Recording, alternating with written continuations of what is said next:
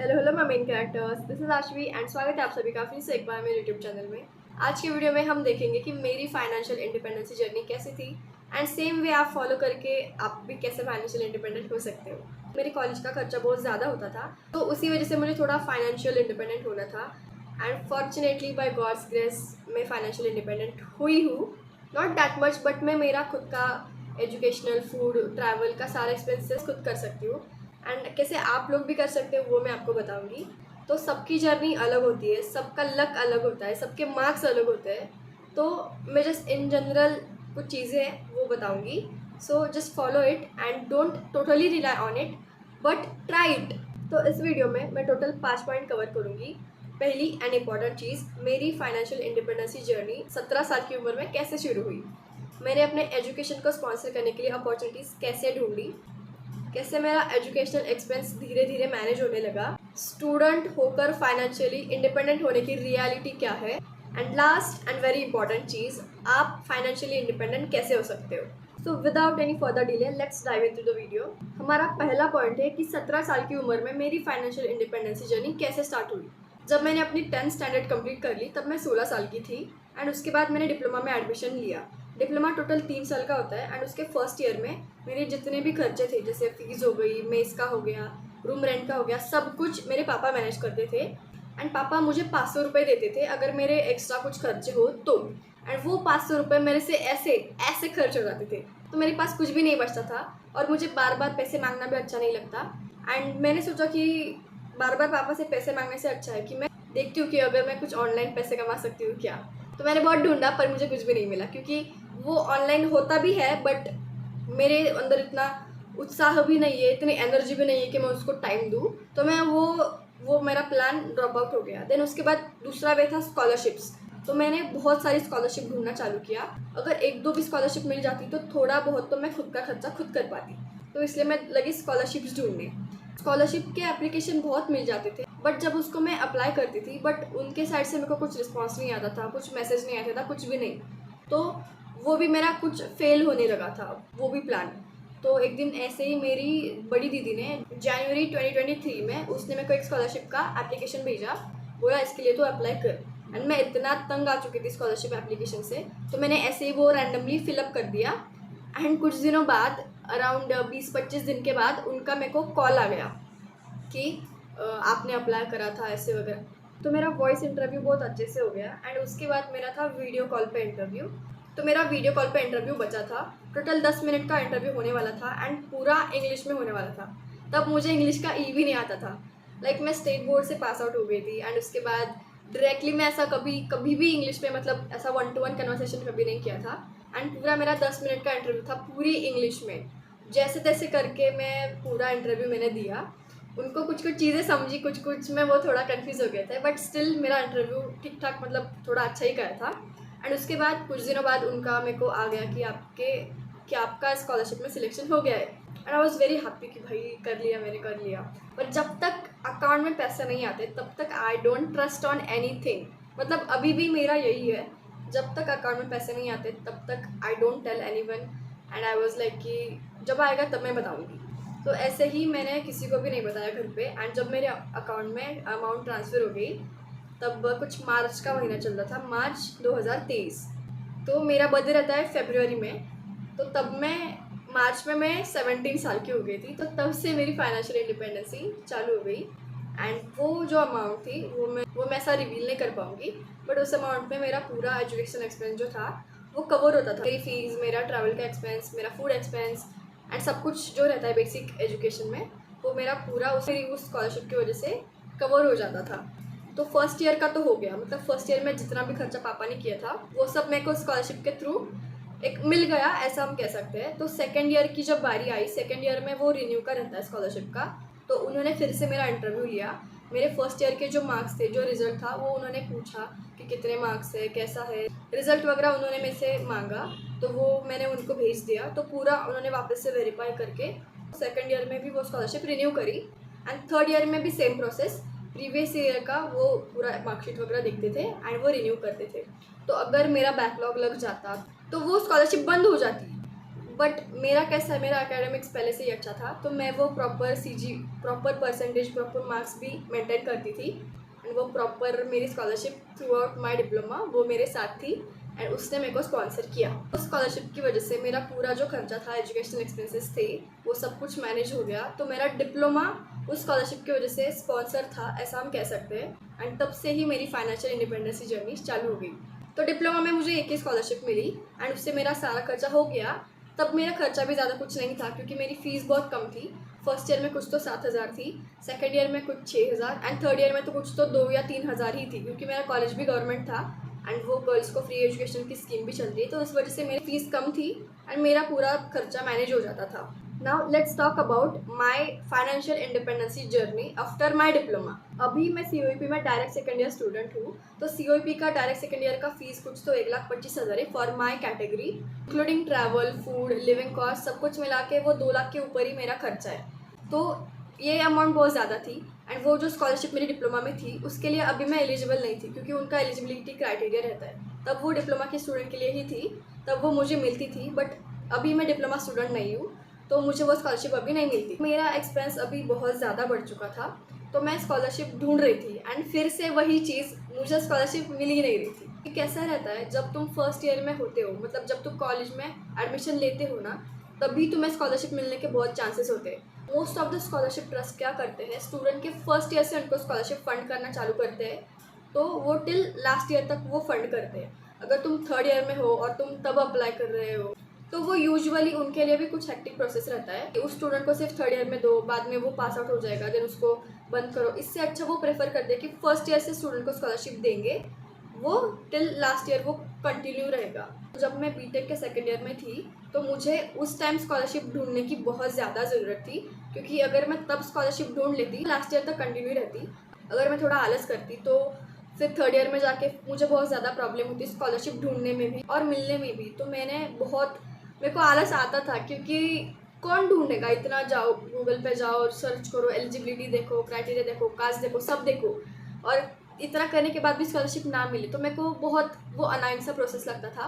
But still मैंने बहुत ढूंढा और फिर मुझे कुछ स्कॉलरशिप मिली एंड उनकी वजह से मेरा जो बीटेक का जो एक्सपेंस है वो मैनेज हो रहा है। मेरी फैमिली कंडीशन इतनी भी अच्छी नहीं कि मैं उनसे पूरा एक्सपेंस करवाऊँ, एंड हमारे घर में हम टोटल 7 लोग हैं, तो मेरी 2 छोटी बहनें भी है, तो उनका भी खर्चा रहता है, तो मैं पेरेंट्स को इन सब खर्चे में नहीं डाल सकती। तो मेरा रहता है कि मैं जितना खुद से कर सकूँ मैं करती हूँ।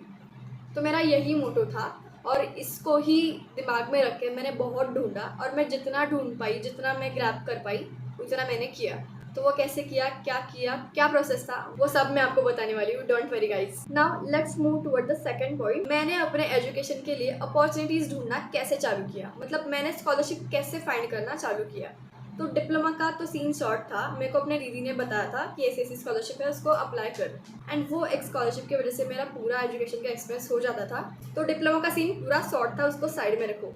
मेन पॉइंट था मेरा बीटेक का एक्सपेंस। मेरा कॉलेज अराउंड अगस्त 2025 में चालू होने वाला था एंड डिप्लोमा कंप्लीट करने के बाद मुझे अराउंड 3 मंथ्स का वेकेशन था।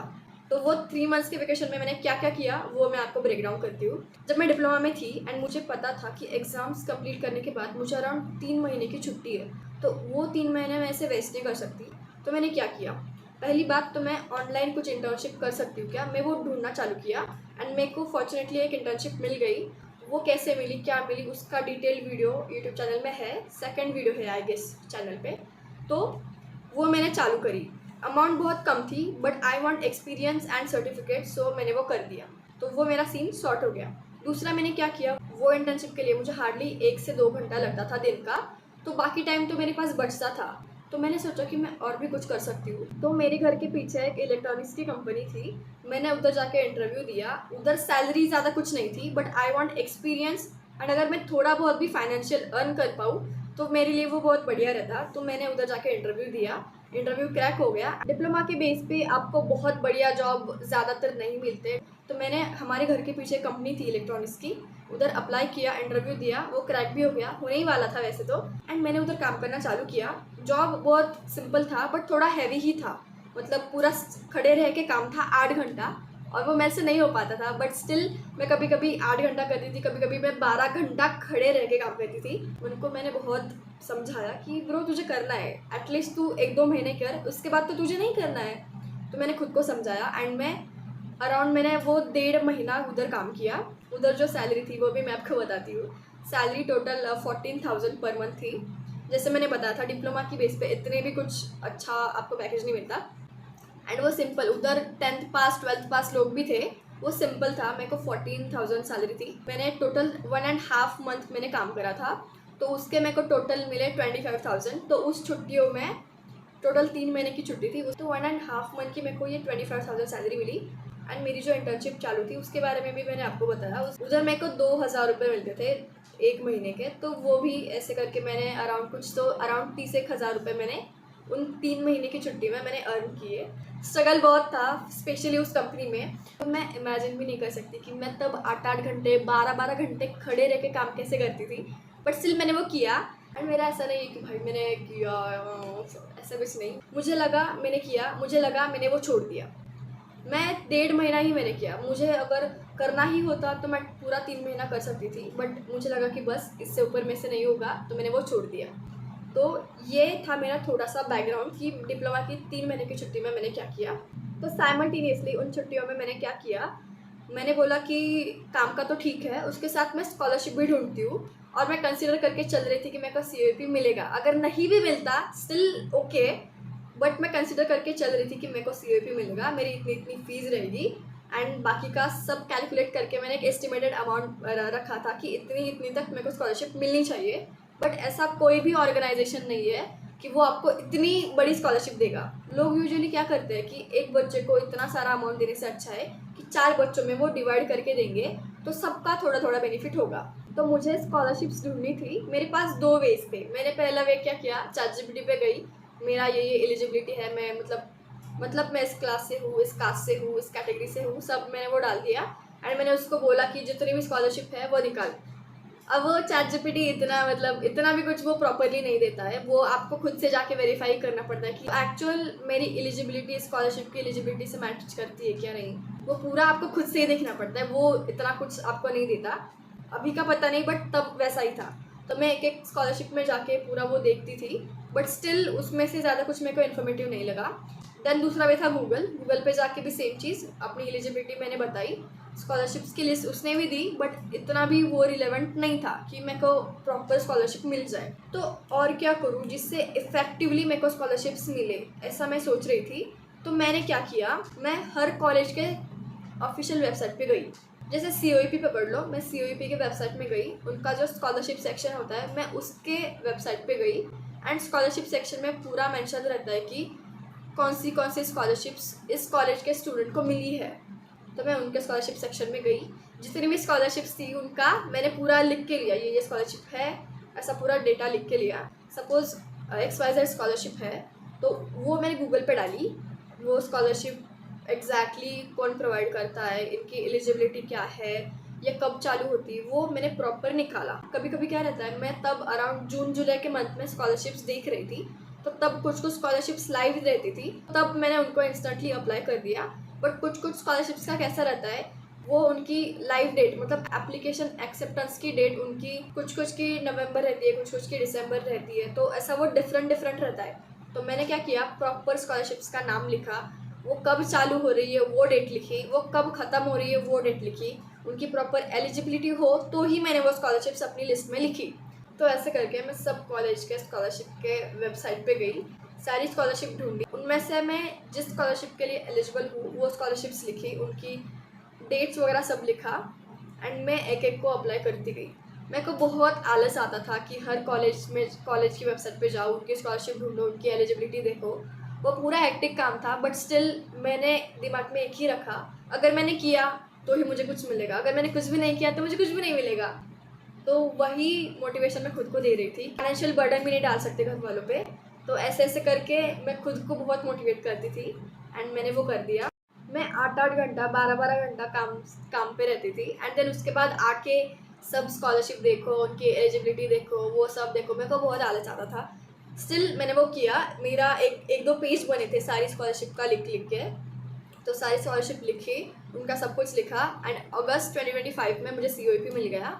एंड देन फिर जब स्कॉलरशिप की एप्लीकेशन डेट आती थी मैं उनको अप्लाई करती थी एंड मैंने सपोज़ 20-25 स्कॉलरशिप जो थी उनके लिए मैं एलिजिबल थी, तो सबको मैं जितना मेरे को टाइम मिलता मैं उनको अप्लाई करती थी। उनमें से मेरे को कुछ कुछ मिली, कुछ कुछ नहीं मिली and I am very happy to tell you मेरा जितना भी एजुकेशनल एक्सपेंस है अभी का, मतलब पूरा कवर नहीं हो रहा स्कॉलरशिप से, बट जितना भी हो रहा है वो बहुत बड़ी बात है। एंड मैं अपनी फैमिली पे फाइनेंशियल बर्डन नहीं डालना चाहती, तो मैं साइमल्टेनियसली मैं खुद भी अभी काम कर रही हूँ। मेरी वो जो इंटर्नशिप थी वो अभी भी चालू है एंड अभी मेरी दूसरी एक इंटर्नशिप चालू है। तो ऐसे करके थोड़ा सा दिमाग लगा के, थोड़ा सा जुगाड़ करके मैं अपना फाइनेंशियल जितना भी खर्चा है वो खुद मैनेज कर रही हूँ अभी and I am very grateful for the opportunities and the things given by the God. तो अभी मैं आपको बताऊंगी कि आपको कैसे करना है, ठीक है। हमारा थर्ड पॉइंट है कैसे मेरा एजुकेशनल एक्सपेंस धीरे धीरे मैनेज होने लगा। जैसे मैंने आपको बताया कि मैं स्कॉलरशिप्स ढूंढती रही, मैंने बहुत सारी स्कॉलरशिप्स ढूंढ ली एंड उससे मेरा फाइनेंशियल एक्सपेंस थोड़ा कवर होने लगा। वन मोस्ट इम्पॉर्टेंट थिंग, आपको लगेगा कि भाई अभी स्कॉलरशिप ढूंढता हूँ, स्कॉलरशिप मिल गई तो सीन शॉर्ट हो जाएगा 3-4 साल के लिए, तो ऐसा बिल्कुल भी नहीं है। मैंने जैसे पहली बार ही बताया, जब तुम स्कॉलरशिप्स ढूंढते हो, आपको स्कॉलरशिप मिल भी गई, तो जब रिन्यूअल का टाइम आता है ना, तो वो आपके पिछले मार्क्स देखते हैं, आपका एकेडमिक्स देखते हैं, आपका एक्स्ट्रा करिकुलर देखते हैं। तो आपको सारी चीज़ों में मेहनत करनी है, ऐसा नहीं कि एक बार स्कॉलरशिप मिल गई एंड हो गया, बिल्कुल भी नहीं। और इससे भी इम्पोर्टेंट एक चीज़, मोस्ट ऑफ द टाइम जितने भी स्कॉलरशिप्स के ऑर्गेनाइजेशन रहते हैं उनके सेशंस रहते हैं सॉफ्ट स्किल सेशंस। मतलब उन्हें ऐसा लगता है कि स्टूडेंट को सिर्फ फाइनेंशियल हेल्प करके उसकी ओवरऑल ग्रोथ नहीं हो सकती, तो वो क्या करते हैं, सेशंस रखते हैं to improve your communication, to improve your presentations, सारी चीज़ें इम्प्रूव करने के लिए वो सेशंस रखते हैं। और ठीक है, चलो एक स्कॉलरशिप प्रोग्राम में आप हो, आप मैनेज कर सकते हो। व्हाट इफ़ अगर आप 2 स्कॉलरशिप प्रोग्राम में हो, व्हाट इफ़ आप 3 स्कॉलरशिप प्रोग्राम में हो, तो सबका मैनेज करने में वो कॉम्प्लेक्स हो जाता है। आपको स्कॉलरशिप भी चाहिए, आपको वो अटेंड करने में प्रॉब्लम्स भी हो रहे हैं। और कभी कभी क्या होता है ना, इस स्कॉलरशिप प्रोग्राम का एंड इस स्कॉलरशिप प्रोग्राम का दोनों का सेशन सेम टाइम पे सेम डेट पे होता है, तो तब इस मोमेंट पे आप क्या करोगे, दोनों का साइमल्टेनियसली कैसे कर पाओगे। और अगर नहीं किया, सपोज एक का किया एक का नहीं किया, तो they will ask you questions कि तुमने क्यों नहीं किया, क्यों नहीं कर पाए। तो वो सब कुछ आपको मैनेज करना पड़ता है। तो ऐसा नहीं कि एक बार पैसे मिल गए, स्कॉलरशिप मिल गई, ऐसा बिल्कुल भी नहीं है, आपको सब कुछ मैनेज करना पड़ता है। जब आप एक्चुअली स्कॉलरशिप प्रोग्राम्स में होते हो, आपको फाइनेंशियली सपोर्ट तो मिल जाता है, साथ ही साथ आपको टाइम मैनेजमेंट का भी समझ जाता है कि भाई इतने सारे प्रोग्राम्स, इतने सारे इवेंट्स में साथ में कैसे करूँ। अगर आपका गुड कनेक्शन है एक स्कॉलरशिप प्रोग्राम में, तो उसके थ्रू भी आपको बहुत सारी अपॉर्चुनिटीज़ मिल सकती है। अभी मैं जिस इंटर्नशिप में हूँ वो मेरे को एक स्कॉलरशिप प्रोग्राम के थ्रू मिली है। I am a strong Karma believer. मैं बिलीव करती हूँ कि मैं अगर किसी के साथ बुरा कर रही हूँ तो मेरा भी बुरा होगा, मतलब किसी चीज़ों का मैं मिसयूज़ कर रही हूँ तो मेरे साथ भी ऐसा कुछ हो जाएगा। मैंने बहुत सारे ऐसे लोग देखे कि उनको स्कॉलरशिप मिलती है, वो उसे स्कॉलरशिप की जैसा नहीं ट्रीट करते, वो उसे फालतू खर्चों में खर्च कर देते हैं। बट मेरा ऐसा नहीं है एंड मेरा आपसे भी यही कहना है कि आप स्कॉलरशिप आपको मिल रही है तो यूज़ इट प्रॉपरली, उसे स्कॉलरशिप की तरह ही ट्रीट करो, उसे आपके एजुकेशनल एक्सपेंसेस के लिए ही यूज़ करो, क्योंकि भगवान देख रहा है, अगर वो आपको दे रहा है तो वो आपसे ले भी सकता है। So use it properly. तो मेरे माइंड में पूरा माइंड मैप बना रहता है कि मेरा फीस का इतना जाएगा, ट्रैवल का इतना जाएगा, फूड का इतना जाएगा, स्टे का इतना जाएगा। मैं कुछ भी फालतू खर्चा नहीं करती using my scholarship amount. And मैं आपको वही सजेस्ट करूँगी कि जो स्कॉलरशिप आपको एजुकेशनल एक्सपेंस के लिए दी है उसका वैसा ही यूज़ करो। आपका जो भी पर्सनल खर्चा रहेगा उसके लिए भी आप यूज़ करो, ऐसा नहीं कि आप मत करो, बट बहुत ही कुछ फालतू एक्सपेंस के लिए उसको खर्च मत करो, क्योंकि मैंने जैसे बोला वो दे सकता है तो वो ले भी सकता है। क्योंकि बहुत सारे ऐसे स्टूडेंट्स रहते हैं ना कि वो भी स्कॉलरशिप के लिए अप्लाई करते रहते हैं, बट फॉर्चुनेटली अनफॉर्चुनेटली उनका नहीं होता, उनको नई स्कॉलरशिप मिलती। और अगर वो स्कॉलरशिप उस बच्चे को मिलती जो टोटली डिजर्व करता है, जो टोटली उसकी फैमिली कंडीशन पुअर है, तो वो उसको ज़्यादा बेनिफिशियरी रहती है रादर देन आपके ये फालतू वाले खर्चे। तो इसलिए स्कॉलरशिप आपको एजुकेशनल एक्सपेंस के लिए दी है तो इसीलिए ही यूज़ करो, क्योंकि बहुत सारे ऐसे लोग होते हैं कि उनको स्कॉलरशिप चाहिए होती है बट उनको मिलती नहीं है।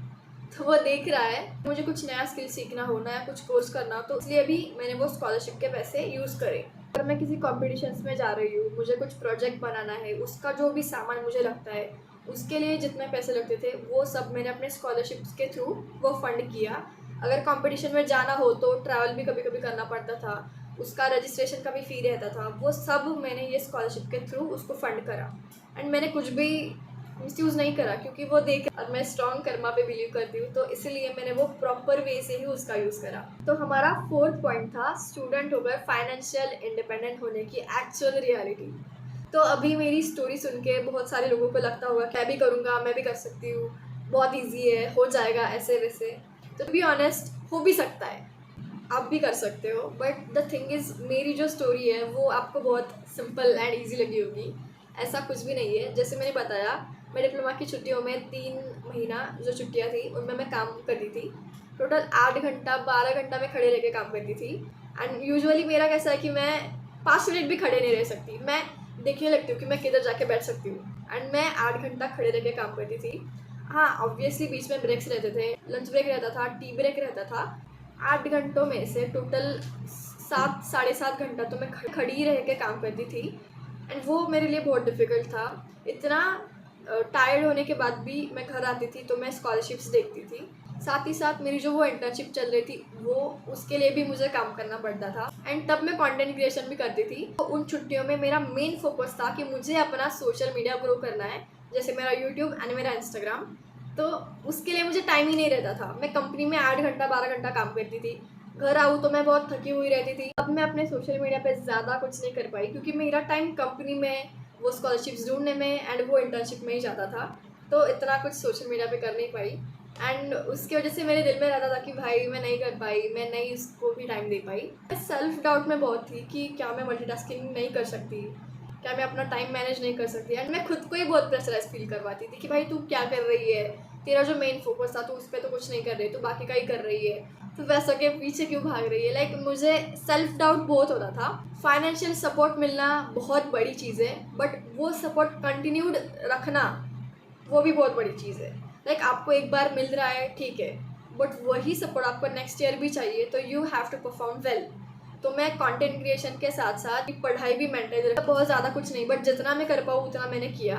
एंड अभी मैं COEP में हूँ। मेरा जो रूम है वो मेरे कॉलेज से दूर है, तो मुझे डेली जाने के लिए 1 घंटा लगता है, आने के लिए 1 घंटा लगता है, तो वो ट्रैवल का टाइम भी जाता है। एंड मुझे कैसा है कि मुझे ज़्यादा ट्रैवल डाइजेस्ट नहीं होता, मुझे वॉमिटिंग का कभी कभी होता है। घर से दूर रहती हूँ तो वो भी कभी कभी बुरा लगता है। एंड और एक इम्पॉर्टेंट चीज़, अभी मैं घर से दूर रहती हूँ तो मैं इधर खुद का खाना खुद बनाती हूँ, उधर भी मेरा टाइम जाता है, तो मुझे बहुत सारी चीज़ें मैनेज करनी पड़ती है। तो सबको लगता होगा कि भाई ईजी है, कर लो ये, बट टाइम मैनेजमेंट का बहुत गंदा सीन होता है ये सब चीज़ों में। एंड वन मोस्ट इम्पॉर्टेंट चीज़ जो मैंने आपको बताई, सेशंस रहते हैं, और वो सेशंस मैनेज करते करते भी कभी कभी मुझे ऐसा लगता है कि भाई क्या सब सॉफ्ट स्किल के सेशंस देते हैं, ये भी वही दे रहा है, वो भी वही दे रहा है, वो भी वही दे रहा है, तो क्या मेरा इधर भी टाइम जा रहा है, इसका भी कर रही हूँ, उसका भी कर रही हूँ, उसका भी कर रही हूँ, तो एक ही चीज़ के लिए मेरे को सब जगह पर टाइम देना पड़ रहा है, तो वो भी थोड़ा डिफिकल्टी हो रहा है मेरे लिए। और ये सोशल मीडिया बिल्कुल भी इजी चीज़ नहीं है। हर चीज़ के लिए आपको एक प्रॉपर प्लानिंग करना पड़ता है, फिर प्रॉपर उसको स्क्रिप्ट करना पड़ता है,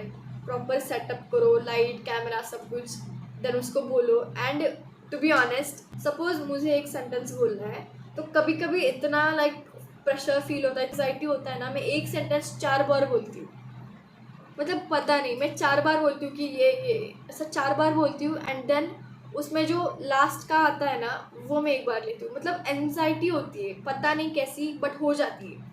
लोगों को लगता होगा कि भाई कितना कॉन्फिडेंटली बोल रही है, कितना, ऐसा कुछ भी नहीं है। एक चीज़ मैं 4 बार बोलूँ ना, तब लास्ट के सेंटेंस में वो कुछ तो ठीक लगती है, एंड तब मैं उसको लेती हूँ। मतलब शूटिंग में मेरा अराउंड 2-3 घंटा तो जाता है, देन उसको एडिट करने में अलग का 2-3 घंटा। मतलब सारी चीज़ें मैनेज मेरे से नहीं हो पाती, बट जितना भी मैं कर सकूँ मैं इतना करती हूँ। तो फाइनेंशियली इंडिपेंडेंट होना is a good thing, but आप ठीक से टाइम मैनेजमेंट आना चाहिए, that is the most important thing. कभी कभी प्रेशराइज भी होता है कि मैं कर पाऊँगी, नहीं कर पाऊँगी। ये सब तो छोड़ो, मुझे एक चीज़ का बहुत ज़्यादा डर लगता है कि अगर मेरा बैकलॉग लगा तो तब मेरी स्कॉलरशिप्स तो बंद हो जाएगी। मतलब कैसा है, मेरा एकेडमिक्स पहले से ही अच्छा है। डिप्लोमा में मैं थ्रू आउट 3 इयर्स में टॉपर्स थी, एंड अभी बीटेक में बहुत बहुत ज़्यादा होशियार स्टूडेंट्स हैं। अभी मैं इधर टॉप नहीं कर रही हूँ, बट मैं अबाव एवरेज तो हूँ। मैं अपना एक गुड सीजी मेंटेन कर रही हूँ। मैं डायरेक्ट सेकेंड ईयर स्टूडेंट हूँ, डायरेक्टली थर्ड सेमेस्टर। थर्ड में मुझे कुछ तो 8.33 का सीजी आया था, एंड अभी फोर्थ सेम का रिजल्ट था मेरा, मुझे उधर आया 8.39। मतलब मैं एवरेज के अबाव तो हूँ और मैं इतना कर पाती हूँ, बट स्टिल मुझे कभी कभी प्रेशराइज फील होता है कि अगर मैं नहीं कर पाई, अनफॉर्चुनेटली कभी बैक लगा, तो मतलब प्रेशराइज फील होता है मेरे को कि ऐसा। तो वो आप पे एक प्रेशर भी रहता है कि आपको थ्रू आउट आपको गुड परफॉर्म करना है, और ये कंटेंट बनाओ, उसका भी एक प्रेशर रहता है। अगर मैं नहीं करूँ फिर भी मुझे लगेगा कि भाई मैं कुछ भी नहीं कर रही हूँ, मेरा मेन फोकस ये है, मुझे करना चाहिए। तो इसका भी मेरे को प्रेशर रहता है, स्टडीज़ का भी रहता है। तो ओवरऑल मुझे हेक्टिक भी फील हो रहा है, मुझे प्रेशराइज भी फील हो रहा है, मेरे को एंग्जाइटी भी हो रही है, मुझे खुद से खाना भी बनाना पड़ रहा है, मुझे ट्रैवल में भी टाइम देना पड़ रहा है। मतलब बहुत सारी ऐसी चीज़ें हैं जो करना पड़ता है। मेरे को अपना गुड सीजी भी मेंटेन करना पड़ता है, क्योंकि प्लेसमेंट का भी अगर ली प्लेसमेंट तो अच्छा सीजी भी होना चाहिए। तो कंटिन्यूस प्रेशर मेरे माइंड पे है। And one most important thing, मेरी डेफिनेशन में ट्रैवल जो रहता है ना, वो 2 टाइप के ट्रैवल रहते हैं, मज़ा वाला ट्रैवल और एक रहता है सज़ा वाला ट्रैवल। तो मज़ा वाला ट्रैवल वो होता है जिसमें आप बहुत एंजॉय करते हो, आप घूमने जाते हो, मस्त मस्त पिक्चर्स क्लिक करते हो, वैसा वाला। एंड दूसरा वाला होता है सज़ा वाला ट्रैवल। उसमें आपको इच्छा नहीं रहती, बिल्कुल भी इच्छा नहीं रहती किधर जाने की, आपको बस घर पे रहना है, स्टिल आपको जाना पड़ता है। फॉर एग्जाम्पल, मुझे कॉलेज जाने की ज़्यादातर इच्छा नहीं होती, मतलब होती है, बट कॉलेज जब मुझे जाना पड़ता है तो मुझे बस से ट्रैवल करना पड़ता है, वो बहुत हेक्टिक होता है। मुझे जाने की बिल्कुल भी इच्छा नहीं होती कॉलेज में, उस चीज़ की वजह से, उस ट्रैवल की वजह से, फिर भी मुझे जाना पड़ता है क्योंकि मेरे पास ऑप्शन नहीं है। So this is called as सज़ा वाला ट्रैवल, एंड वो मुझे बिल्कुल भी पसंद नहीं है। तो उसकी वजह से भी मुझे ऐसा प्रेशराइज एंड एंग्जाइटी होती है, still I have to do it. Overall मेरे पास बहुत ज़्यादा रिस्पॉन्सिबिलिटीज़ है, मतलब मैंने वो खुद बनाई है कि बहन तुझे ये करना ही है। अगर मैं नहीं भी करूँ तो मुझे कौन क्या बोलने वाला है, अगर मैं नहीं भी करूँ कंटेंट, कौन क्या बोलने वाला है मुझे, कुछ भी नहीं, but still I have to do it, because मैंने वो रिस्पॉन्सिबिलिटी डाली है खुद पे कि बहन तुझे करना ही है। तो ओवरऑल सबको लगता होगा कि बहुत अच्छा ये वगैरह, बट हर चीज़ की 2 साइड्स होती है, एंड वो ऐसी है। जब भी मैं भगवान के पास जाती हूँ, मैं बस उनको एक ही चीज़ मांगती हूँ कि जब भी मैं भगवान के पास जाती हूँ ना, मैं उनको बस एक ही चीज़ बोलती हूँ। ऐसा नहीं कि मुझे ये इतना पैसा दो, वो दो, कुछ भी नहीं। मैं उनको एक ही चीज़ मांगती हूँ कि भगवान मुझे सिर्फ शक्ति दो, मुझे सिर्फ स्ट्रेंथ दो। अगर मेरे पास स्ट्रेंथ है तो मैं ये सारी चीज़ें कर सकती हूँ, मैं कितना भी पैसा कमा सकती हूँ, मैं कुछ भी कर सकती हूँ। बट अगर मेरे पास स्ट्रेंथ ही नहीं है, अगर मेरे पास इम्यूनिटी नहीं है, तो मैं क्या करूँगी। तो this is me.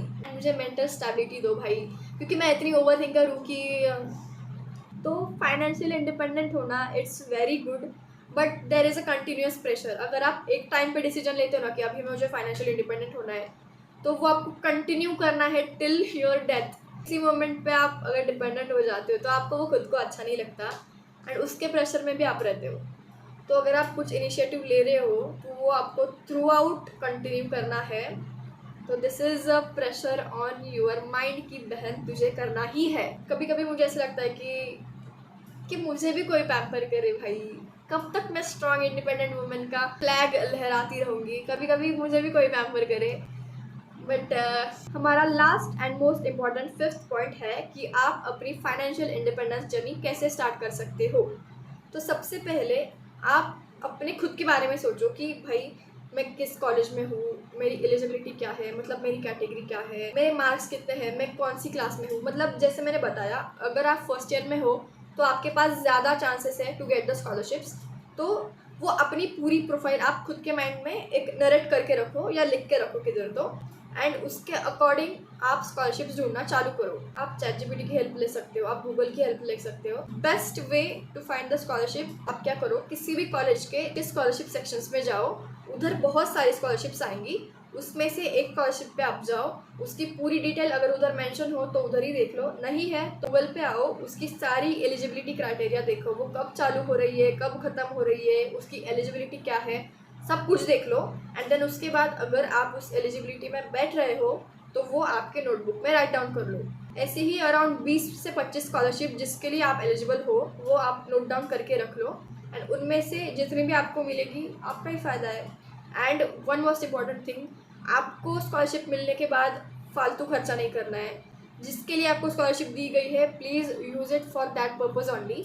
Second thing, आपको अपना CGPA मेंटेन करना है, एक्स्ट्रा करिकुलर एक्टिविटीज़ मेंटेन करनी है। तो जब मैं स्कॉलरशिप्स ढूंढ रही थी तब मैंने COEP, PICT, VJTI, VIT, PCCOE, जितने भी ये टॉप कॉलेजेस हैं उनके स्कॉलरशिप सेक्शंस में जाके सारी स्कॉलरशिप देख के उनके बारे में प्रॉपर लिख के मैंने वो रखा था, एंड उस अकॉर्डिंग मैंने वो स्कॉलरशिप को अप्लाई करा। तो आप भी सेम प्रोसेस फॉलो करो। ये रहा स्कॉलरशिप का पॉइंट ऑफ व्यू।